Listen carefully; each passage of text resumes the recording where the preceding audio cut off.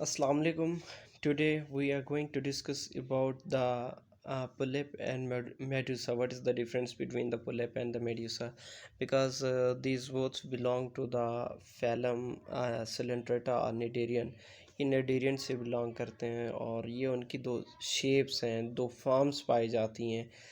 Polymorphism समझ लें कि एक ऑर्गेनिज्म जो दो या दो से ज़्यादा फॉर्म्स में पाया जाता है तो अब उसे हम कहते हैं पॉलीमॉर्फिज्म कहते हैं। तो ये जो पोलिप और मेडूसा होता है ये उनकी फॉर्म होती है जिस फॉर्म में वो पाए जाते हैं। तो नेक्स्ट जो ना इनके डिफरेंस है। तो जैसे कि बोला था कि एक पोलिप फॉर्म में होता है, दूसरा मेडूसा फॉर्म में होता है। अब जो पोलिप्स होती हैं वो सिलेंड्रिकल इन शेप होती हैं, वाइल अगर हम मेडूसा की बात करें वो एम्ब्रेला शेप होता है।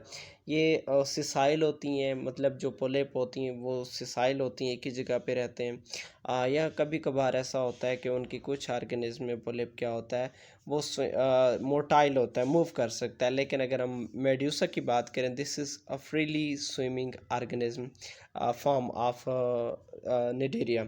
नेक्स्ट ये सोलेटरी होते हैं, मतलब ये कि सिंगली लाइफ जो ना सिंगली रहते हैं या फिर ये कॉलोनी बना के रहते हैं। लेकिन जो मेड्यूसा होता है वो ऑलवेज़ फ्रीली होता है, फ्रीली स्विमिंग होता है और सोलेटरी होता है। नेक्स्ट टाइप्स ऑफ स्ट्रक्चर्स की बात करें तो जो इनमें पोलिप में जो स्ट्रक्चर्स पाए जाते हैं, एक है गैस्ट्रोसाइड्स किस काम में आता है, न्यूट्रिशन में काम आता है। इसी तरीके से डिक्टाइलोसाइड्स किस में स्विमिंग में इस्तेमाल होता है। डिक्टाइलोसाइड्स एक्चुअली ये स्विमिंग मूवमेंट में इस्तेमाल होता है। ये टेंटिकल्स टाइप के स्ट्रक्चर होते हैं जिनके माउथ भी नहीं होता और टेंटिकल मस्कुलर स्ट्रक्चर्स होते हैं जो कि स्विमिंग में इस्तेमाल होते हैं, गोनोसाइड्स। और यही चीज़ अगर हम देखें दूसरे साइड पे तो निमेटोफोर भी एक स्ट्रक्चर है, जो कि एक ऐसा समझ लें सैक लाइक स्ट्रक्चर जो उनके स्विमिंग में इस्तेमाल होता है।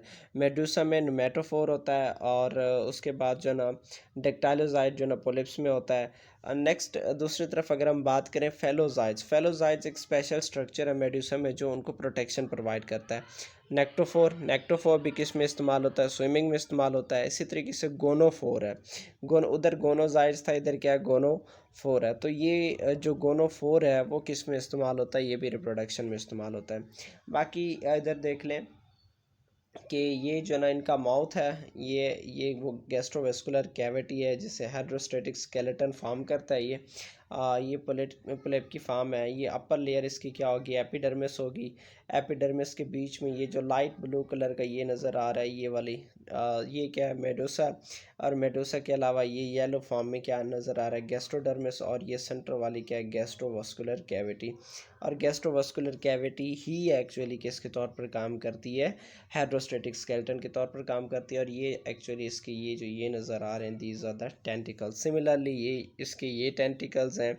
ये अपर एपिडर्मिस है, जो लाइट ब्लू है वो उसका जो मिजोग्लिया है। और जो ये येलोइश टाइप नज़र आ रहा है वो इसका क्या होगा, गैस्ट्रोडर्मिस। और सेंटर में ये आपको नज़र आ रहा है ये इसका क्या होगा, गैस्ट्रोवास्कुलर कैविटी होगा।